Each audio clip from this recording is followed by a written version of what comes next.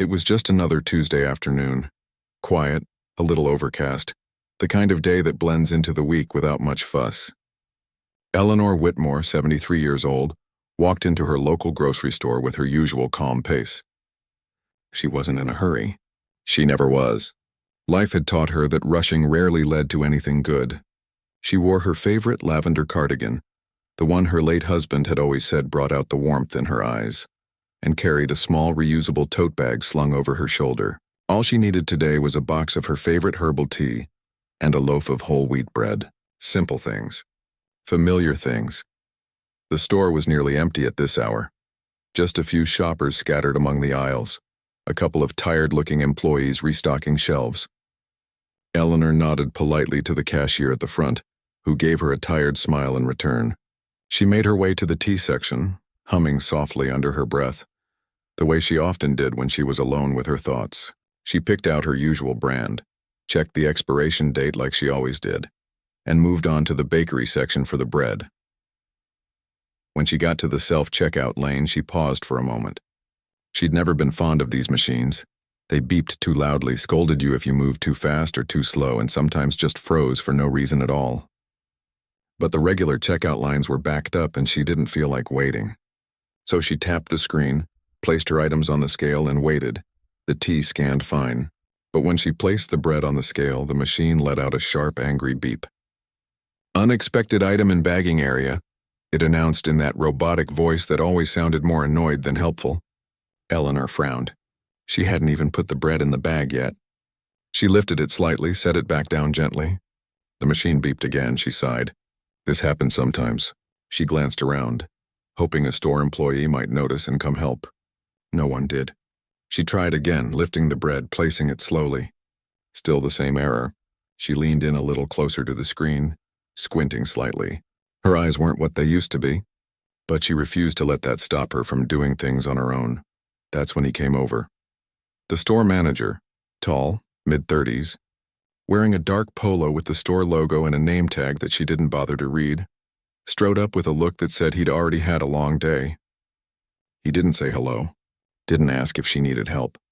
Instead, he pointed at the machine and said, voice sharp, "You're doing it wrong." Eleanor straightened up, surprised by his tone.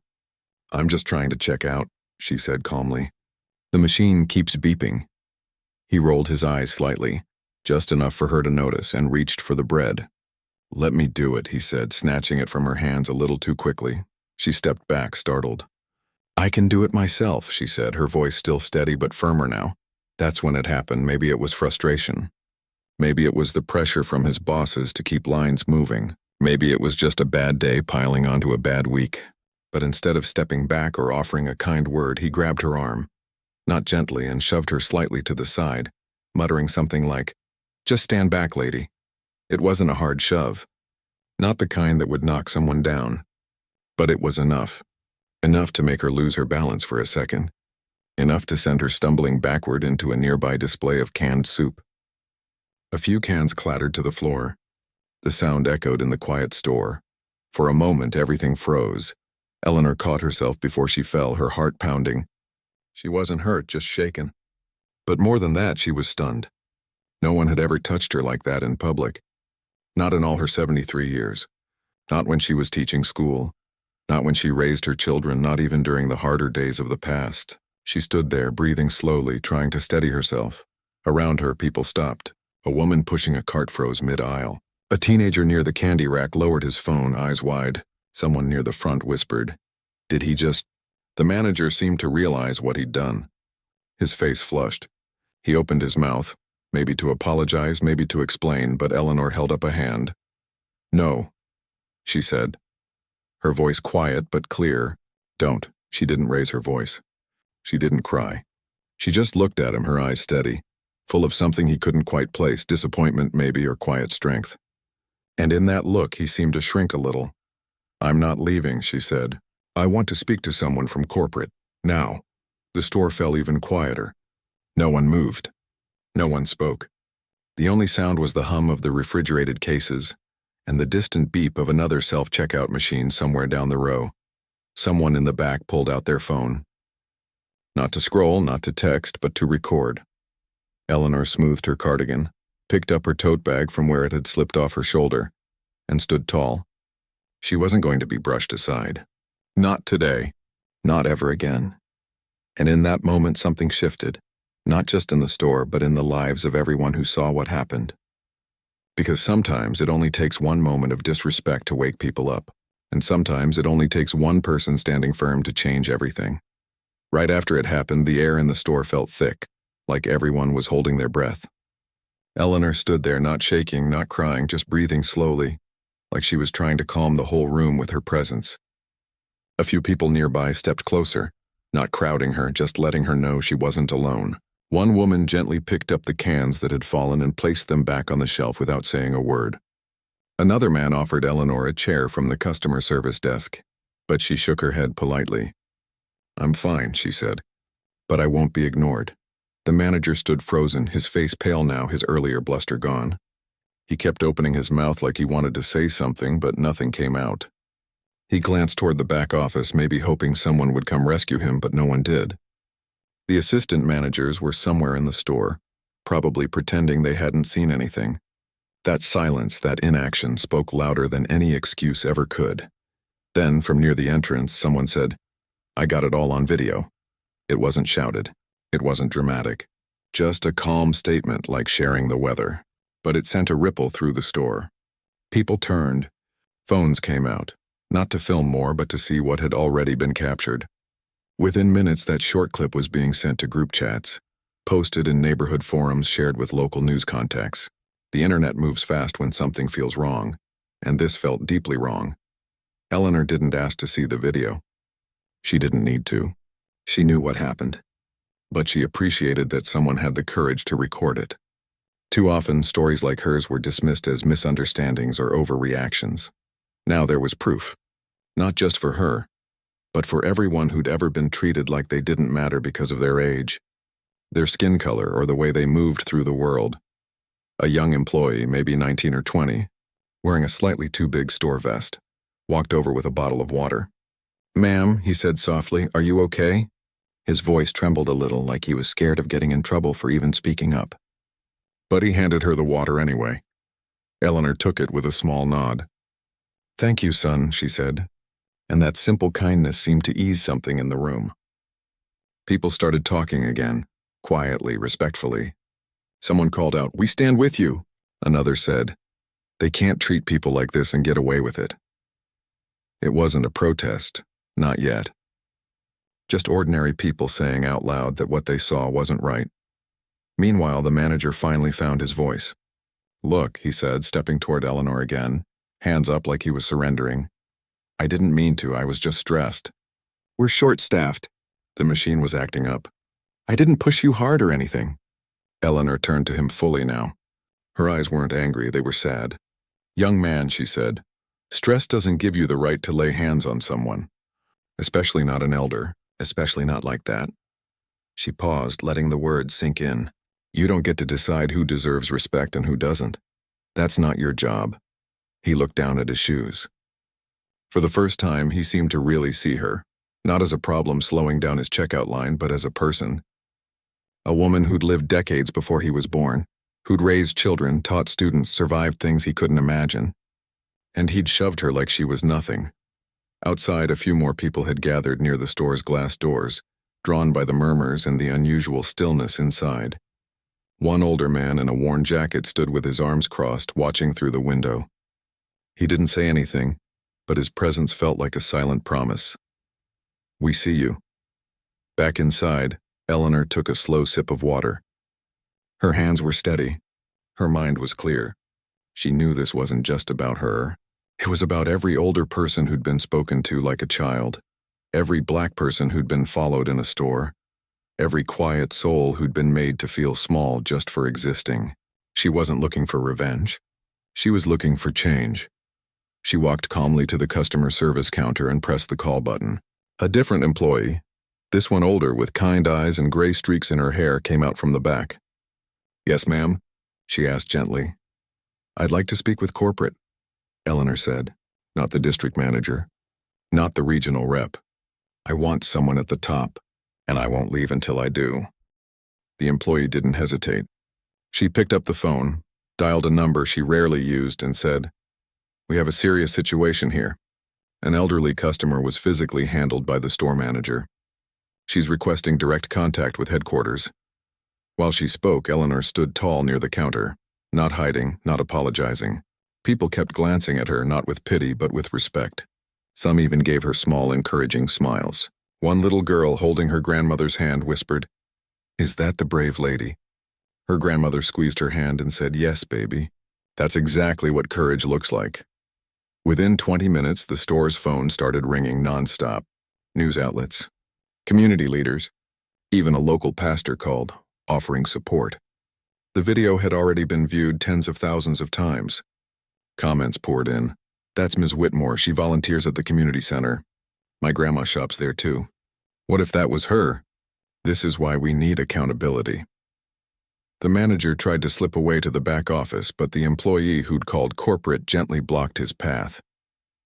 "You need to stay," she said firmly. "This isn't over." Eleanor watched it all unfold without gloating. There was no joy in seeing someone humbled like this. But there was relief in knowing that silence wouldn't win today. That truth had a chance to be heard.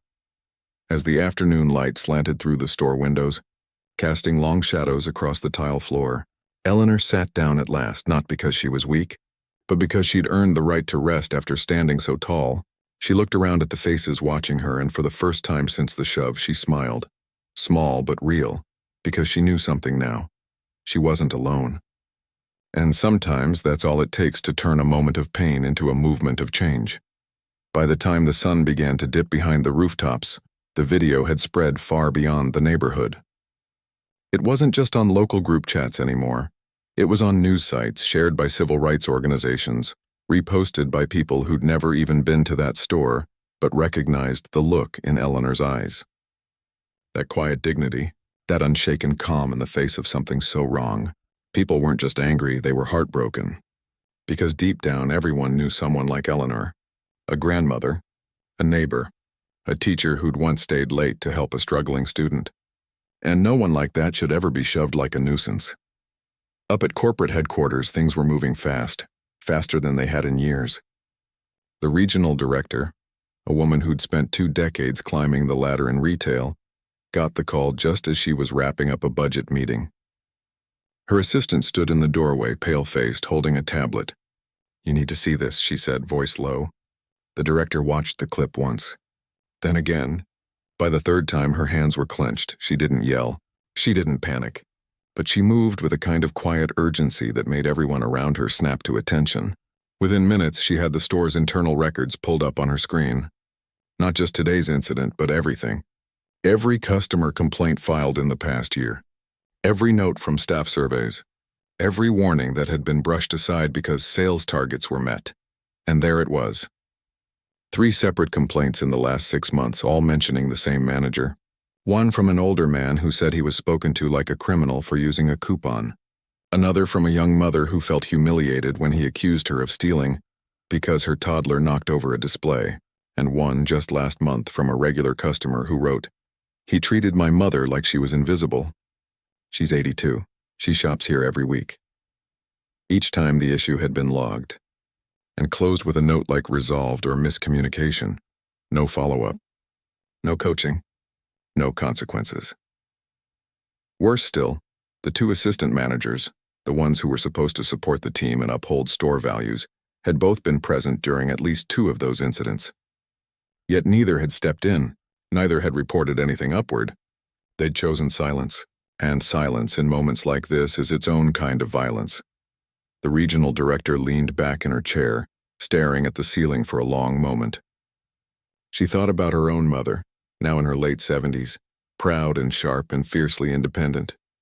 What if that had been her? What if no one had recorded it? What if the story had just faded away like so many others? She picked up the phone. "Get me the head of operations on the line," she said, "and pull the personnel files for the entire management team at store number 412, all of them." While she waited, she watched the video one more time, not as a manager, but as a human being. She saw the way Eleanor didn't flinch, the way she held her ground without raising her voice, the way she asked for accountability, not revenge. And she realized something. This wasn't just a PR crisis.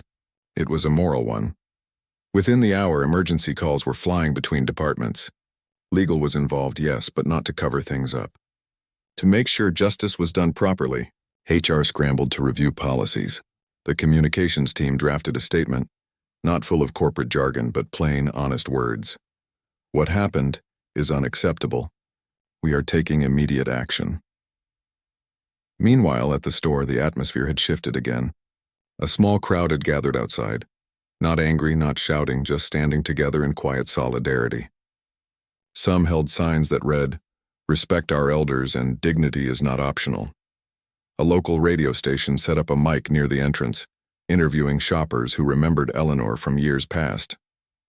"She used to tutor kids after school," one woman said, voice thick with emotion. "She'd bring cookies to the library volunteers. She's the kind of person who makes a community feel like home." Inside, the manager sat alone in the break room, head in his hands. He hadn't eaten, hadn't spoken. The reality of what he'd done and what it might cost him was finally sinking in. Not just his job, his reputation, the trust of people who once looked up to him. He thought about calling his own grandmother just to hear her voice, but he couldn't bring himself to do it yet. Not until he figured out how to face what he'd done. The two assistant managers hovered near the stockroom, whispering nervously. One kept checking his phone, refreshing news sites, wincing every time a new headline popped up. The other stared blankly at a box of cereal like it might hold answers. Neither had expected things to blow up like this. They'd told themselves it was just how he is, that it wasn't that bad, that someone else would handle it. Now, they were realizing that choosing not to act was its own choice, and it came with consequences too. Back at headquarters, the regional director made her decision. She wouldn't wait for a committee. She wouldn't delay for further review. The evidence was clear. The harm was real. And the people who were supposed to lead with integrity had failed. Not just in one moment, but over and over again. She typed a short email to the store's general manager, copying HR and legal. "Be at store number 412 first thing tomorrow morning. We are terminating the entire management team effective immediately. I will be there to oversee the transition and speak directly with the customer involved." Then she closed her laptop, took a deep breath, and called her mother. "Hey, Mom," she said, voice softer now. "Just wanted to hear your voice." As night fell, the store locked its doors early, not because of damage, but out of respect. The lights stayed on inside, though. Someone had left a single bouquet of white lilies near the self-checkout lane where it happened. No note, just flowers. A quiet offering of sorrow and hope. And miles away, Eleanor sat at her kitchen table, sipping tea, watching the local news coverage. She didn't feel triumphant. She felt tired, but also seen. For the first time in a long while, she felt like the world was finally paying attention to the kind of pain that usually goes unnoticed. The slow, daily erosion of respect that so many elders, especially Black elders, endure in silence. She didn't know what would happen tomorrow. But tonight she slept a little easier. Because change doesn't always come with a bang. Sometimes it starts with a shove, and a woman who refuses to fall. The morning after the incident, Eleanor woke up not to the sound of her alarm, but to the soft chime of her phone lighting up with messages. Dozens of them. Some from old students she hadn't heard from in years. Others from neighbors she only waved to from her porch. Even the librarian from the community center sent a voice note that just said, "We're all so proud of you, Ms. W." She read them slowly, one by one, her fingers tracing the screen like she was touching each person's kindness. She hadn't planned for any of this. She hadn't wanted to become a symbol or a headline. She just wanted to buy her tea and bread and be treated like a human being. But now people were looking to her, not for anger but for wisdom. And that weighed on her in a quiet way. Her granddaughter came by early, carrying a thermos of hot cocoa and a stack of printouts. News articles, social media posts, even a letter from a local church group offering to host a community conversation about respect and aging. "They want you to speak," her granddaughter said gently, setting the papers on the kitchen table. "Only if you want to. No pressure." Eleanor stirred her tea, watching the steam curl upward. "I'm not a speaker," she said. "I'm just a woman who got tired of being invisible." "But you're not invisible anymore," her granddaughter replied, sitting across from her. "And maybe that's a good thing. Maybe it's time people saw what's been happening right in front of them. Eleanor thought about that. She remembered the way store employees used to greet her by name years ago, before everything got streamlined, before self-checkouts replaced conversations, before kindness became a luxury instead of the standard. She remembered how, over time, she'd started getting followed in stores, how clerks would hover when she lingered too long in an aisle, how some would sigh loudly if she asked a question. She told herself it was just the way things are now. But yesterday, something in her snapped, not in anger but in clarity. She realized that accepting disrespect wasn't humility, it was surrender. Later that morning, a reporter called. Not the kind with flashy cameras and dramatic questions, but a soft-spoken woman from a local public radio station who said, "I just want to understand how it felt. Not for the story, but for the truth." Eleanor agreed to a short interview, but only if they spoke on her porch over tea. No cameras, no crowd. Just two people talking. They sat in the late morning sun, birds chirping in the oak tree overhead. The reporter asked simple questions. What went through your mind when he touched you? Did you expect anyone to step in? What do you hope comes from this? Eleanor answered honestly. I didn't expect anything, she said. That's the sad part. I've lived long enough to know that sometimes you're on your own. But yesterday, people weren't looking away. That gave me hope. She didn't call for boycotts, didn't demand revenge. She just said, I want stores and workplaces and schools to remember that every person walking through their doors has a story. A life, a right to be treated with basic decency, especially when they're older, especially when they're Black, because those are the folks the world forgets first. That short interview aired by noon. Within hours it was shared thousands of times, not because it was fiery, but because it was real. People wrote in saying, my grandmother said the exact same thing. Others admitted, I never thought about how my mom must feel when she shops alone. Meanwhile, at City Hall, community leaders held an emergency meeting, not to assign blame, but to ask, how do we protect our elders better? They invited senior advocates, civil rights groups, even store owners from the area. One shopkeeper stood up and said, I've been training my staff for years to treat every customer like family. Maybe it's time we made that the rule, not the exception. Back at Eleanor's house, her phone kept ringing. A local nonprofit asked if she'd help design a respect pledge for businesses. A high school teacher wanted to bring her class to hear her story. Even the grocery chain's corporate office sent a handwritten letter, not from a PR team, but from the CEO herself, apologizing personally and asking how they could make things right. Eleanor didn't say yes to everything. She knew her energy wasn't endless, but she did agree to one thing, to meet with the regional director in person. Not for an apology, though she appreciated the gesture, but to talk about real change. If you're going to fix this, she told them over the phone, don't just fire people. Fix the system that let it happen. That afternoon, she walked to the park down the street, something she hadn't done in weeks. She sat on her favorite bench watching children play, couples stroll, elders feeding pigeons. For the first time in a long while, she didn't feel like a burden. She felt like she belonged, fully, completely without condition. And as the sun warmed her face, she made a quiet promise to herself. She wouldn't go back to being silent. Not because she wanted attention, but because silence had cost too much already. If her voice, calm, steady, and clear, could help even one other person feel seen, then it was worth speaking up. She wasn't looking to lead a movement. But sometimes leadership begins with simply refusing to disappear. The next morning, the store opened later than usual. The parking lot was quiet. No carts rattling, no early shoppers rushing in for coffee and newspapers. Inside, the lights were on, but the doors stayed locked. A small sign hung on the glass. Temporarily closed for staff meeting. Reopening at 11 a.m. Behind those doors, tension hung thick in the air. The manager who'd shoved Eleanor sat at a folding table in the break room, his hands clasped tightly, knuckles white. The two assistant managers stood near the coffee machine, avoiding each other's eyes.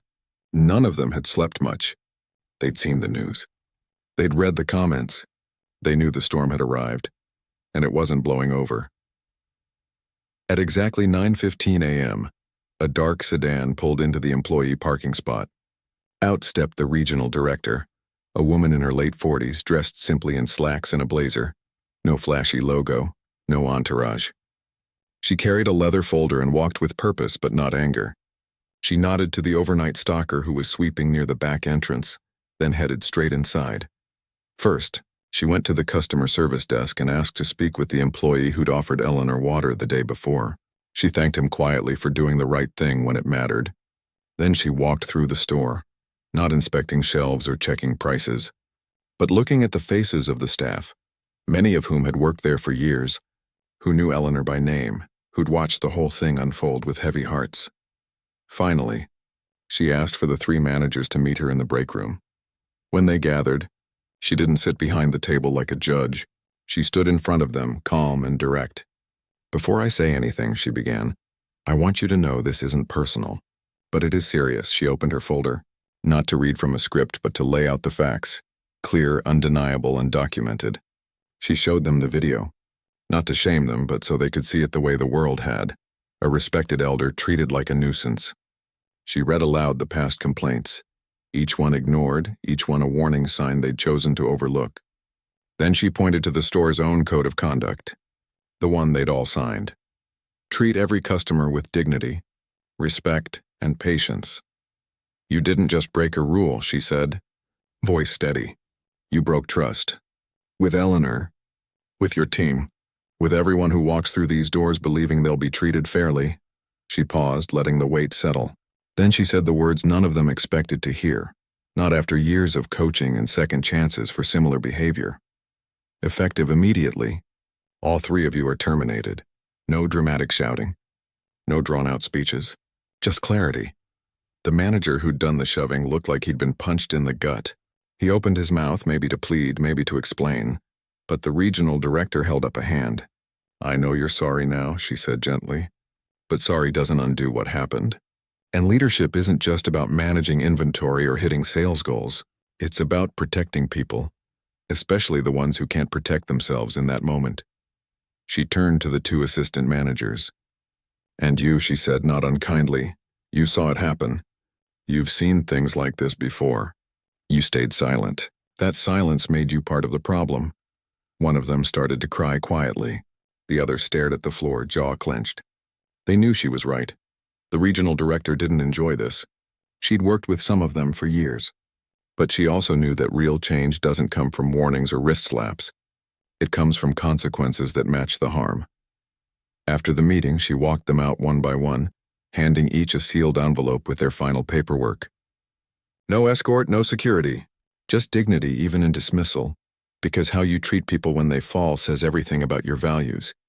Then, before the store reopened, she did something else. She called Eleanor, not through a secretary, not via email.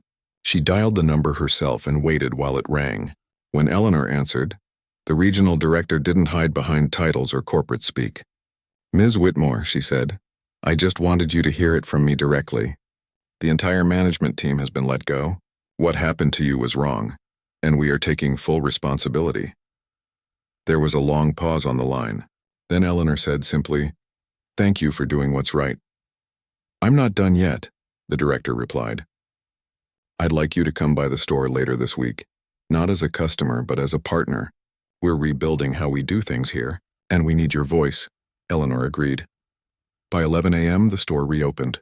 The regular staff, cashiers, stockers, deli workers returned to their stations, many of them relieved, some still shaken. But there was a new energy in the air, lighter, cleaner, like a window had finally been opened in a room that had been stuffy for too long. A few regulars came in right away. One older man walked straight to the self-checkout, looked around, and said with a small smile, "Feels different already."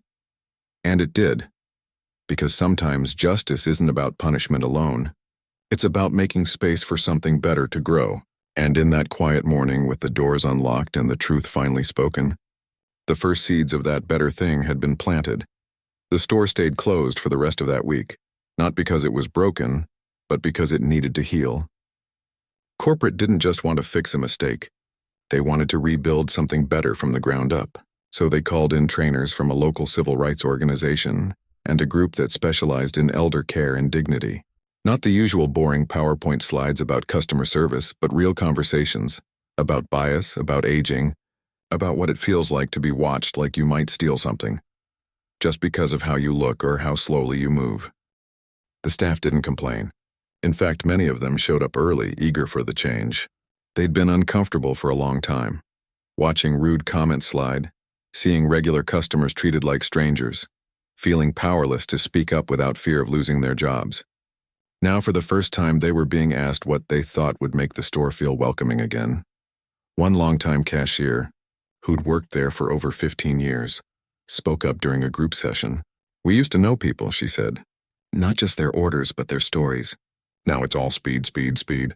But some folks don't move fast, and that's okay. They deserve patience, not a sigh." Her words stuck. The trainers wrote them on a whiteboard. Patience is part of the service. Meanwhile, the regional director kept her promise. She invited Eleanor to come in, not for a photo op, not for a staged apology, but to help design something real. They called it the Dignity Protocol, and it wasn't a fancy document full of jargon. It was simple, clear rules written in plain language. If a customer seems confused at self-checkout, offer help. Don't assume they're causing trouble. Never touch a customer without permission.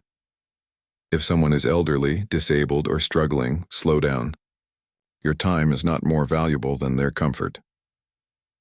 Speak to everyone like they belong, because they do. Eleanor sat at a small table near the cafe area, sipping tea as staff members came by to share ideas. She listened more than she spoke, but when she did, people leaned in. "Respect isn't something you give only when it's easy," she said once. "It's something you give even when you're tired, even when you're busy, especially then." The new store lead, a woman who'd worked her way up from the deli counter over 10 years, sat with her for hours. She'd seen it all. The good days, the bad managers, the customers who cried in the parking lot after being spoken to harshly. Now she was determined to make this place feel like a true neighborhood hub again. On the day the store reopened, something small but powerful had changed. The self-checkout lanes were still there, but now there was always at least one employee nearby.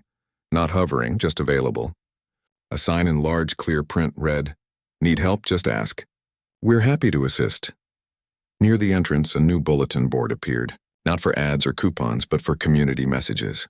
A flyer for a senior walking group. A note from the food bank. A thank you card from a local school that had received donations. And right in the center, a framed quote in Eleanor's handwriting. "Kindness costs nothing, but it means everything." Customers noticed right away.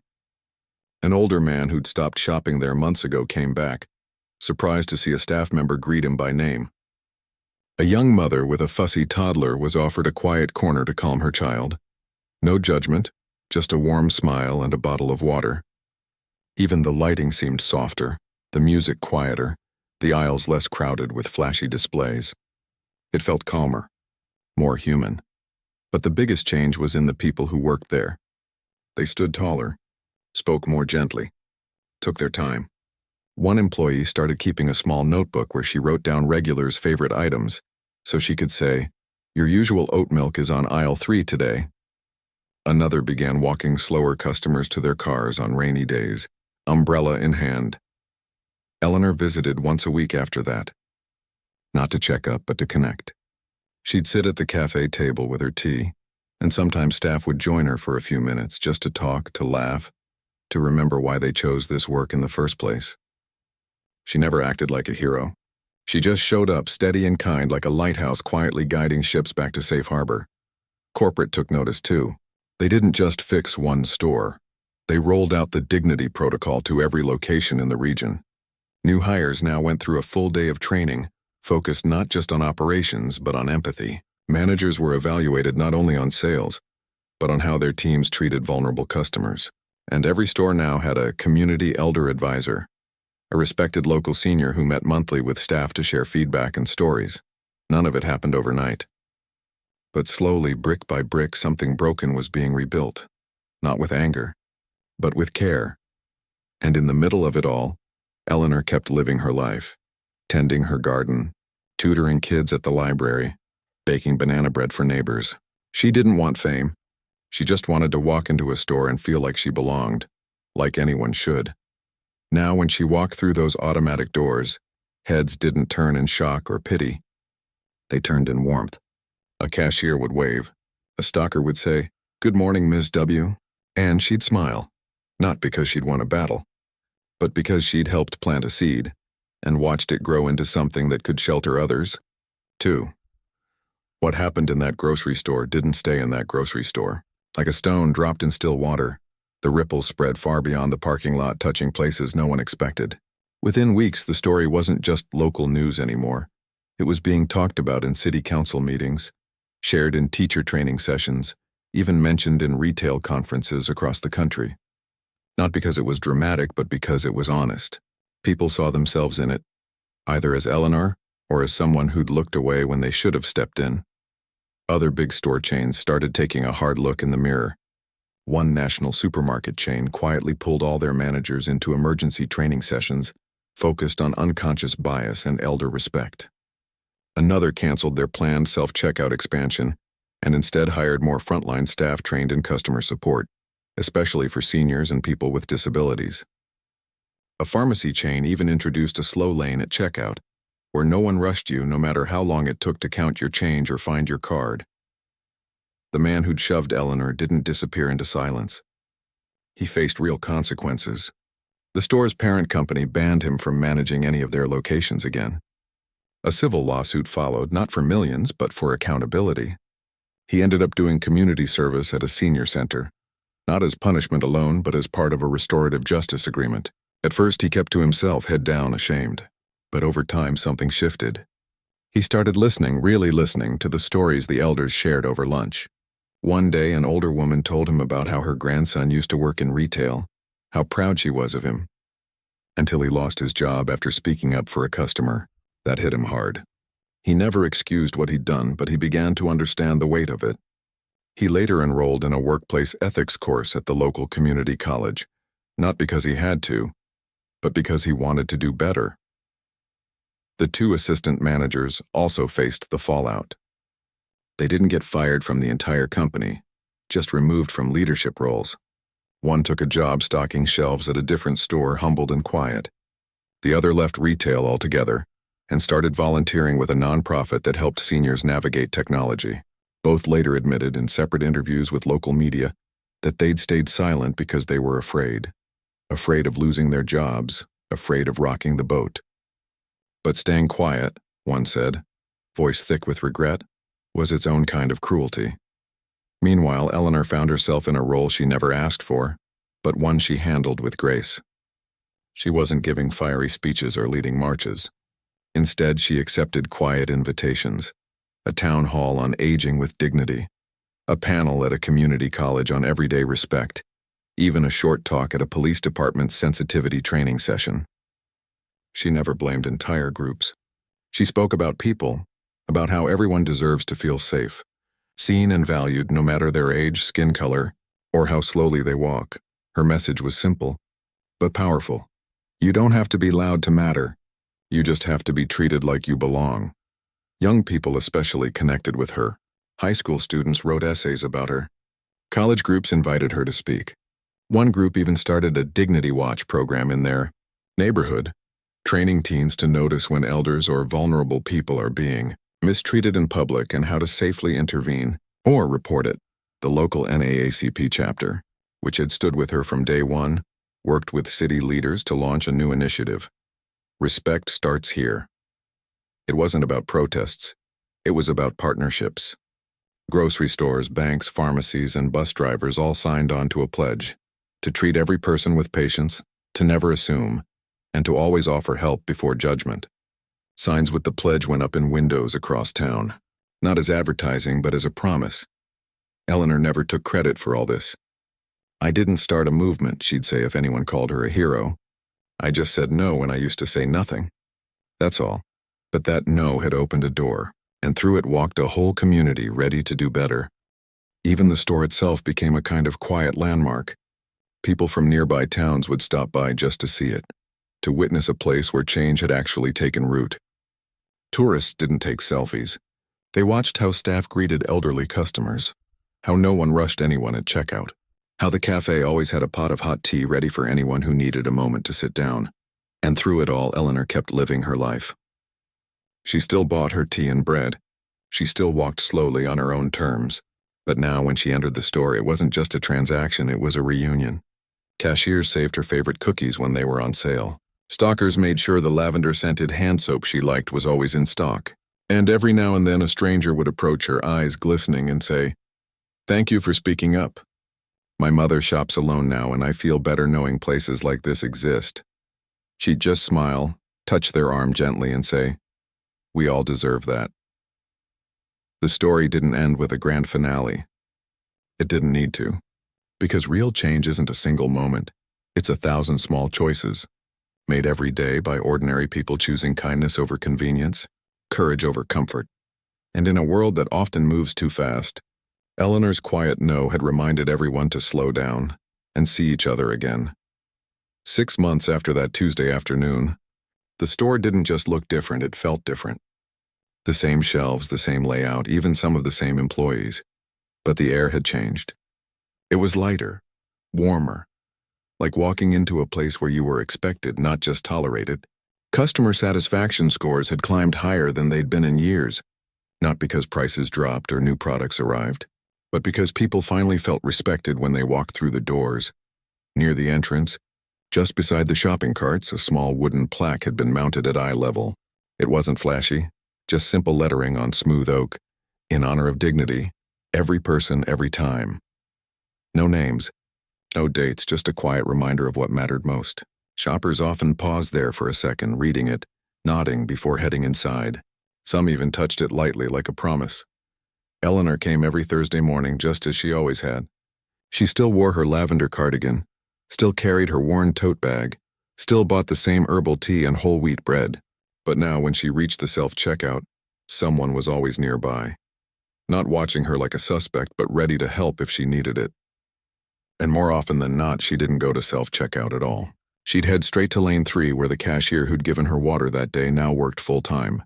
They'd exchange a smile, a few words about the weather or the garden, and for a few minutes, it felt less like shopping and more like visiting a friend. The new store lead, once just a quiet employee in the deli, had blossomed into a steady, compassionate leader. She made sure every new hire spent their first week shadowing her, not just learning how to ring up groceries, but how to listen, how to notice when someone's struggling, how to offer help without making them feel small. She started a golden hour every Tuesday morning, slower music, softer lights, extra staff on hand, just for seniors and people who needed a calmer shopping experience. It wasn't advertised widely. It was passed by word of mouth like a secret gift to the community. Corporate had taken the lessons from this one store and spread them gently across the region. Not with mandates, but with support. They funded training, yes, but they also listened. They held monthly calls with store teams asking, what's working? What still feels broken? And for the first time, frontline workers felt like their voices mattered. Eleanor never asked for any of this. She never demanded statues or headlines. But she did accept one small honor, helping design the company's new customer care pledge, which now hung in every store break room. It began with, "We serve people, not transactions." Simple words, hard to live by, but worth trying. One crisp autumn morning, Eleanor sat at the little cafe table near the produce section, sipping her tea as sunlight streamed through the high windows. She watched a young employee, a teenager maybe 16, carefully guide an elderly man to the bread aisle. The boy didn't rush, didn't sigh, just walked slowly beside him, pointing out the different loaves, asking, "Is this the kind you like, sir?" The man smiled, patted the boy's arm, and said, "You're a good young man." Eleanor's eyes softened. That's when it hit her, not with a bang, but with a quiet warmth in her chest. Change wasn't just happening. It was sticking.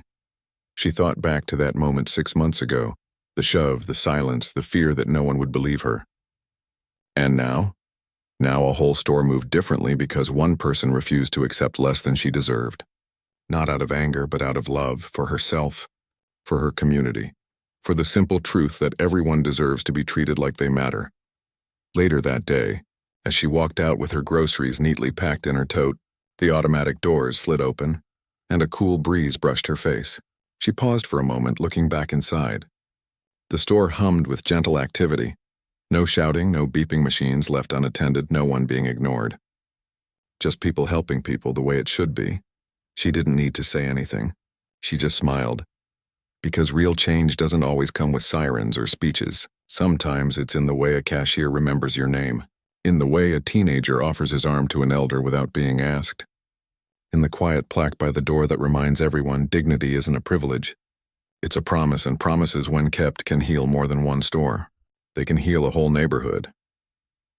Eleanor walked to her car, the autumn leaves crunching under her shoes. She knew she wouldn't be around forever, but seeing that young employee help that older man gave her peace. The next generation was watching, and they were learning. She started her car, turned on the radio to a soft jazz station, and drove home, not as a victim, not as a symbol, but as herself. A woman who stood her ground, and in doing so, made space for others to stand tall too. And somewhere, in stores across the city, in quiet acts of kindness and daily choices to do better, her courage lived on, not in headlines, but in handshakes, in patience, in the simple, powerful act of seeing someone and treating them like they belong.